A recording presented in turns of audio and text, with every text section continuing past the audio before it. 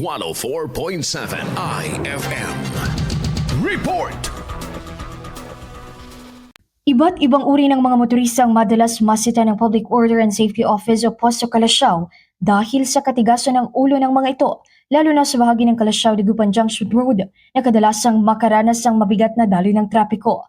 Sa eksklusibong panayam ng IFM News Dagupan kay Posto Calasiao Base Officer Andaya, isa sa napapansin at kadalasang reklamo ng ibang mga motorista sa kanila ay ang hindi pagbigayan umano ng daan sa kapwa motorista.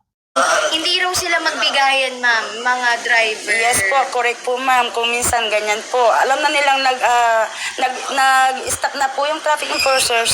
Yung mga iba po, nag-go-go pa rin. Isa pa rito ang pilit na pag-arangkada ng sasakyan kahit pa mayroon na umanong nagmamando na traffic enforcer. More than 5 po, kung minsan po, na dinadagdagan pa po kasi marami pong pasaway na motorista po.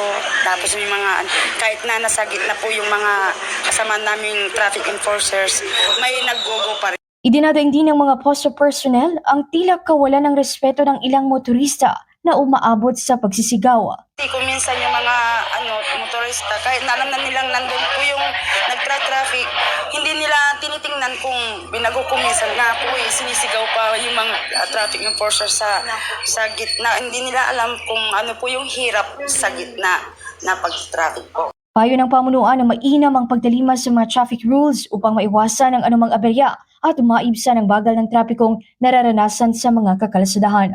Samantala, nasa halos 50 namang mga kawani ng hanay ang nakadeploy sa mga lansangan sa Calasiao at naglalagay ng mas maraming manpower sa bahaging mayroong masigit na traffic congestion. Mula rito sa IFM Dagupan, ito sa Idol Ron Aracatatak, IFM. IFM News. IFM News. IFM News.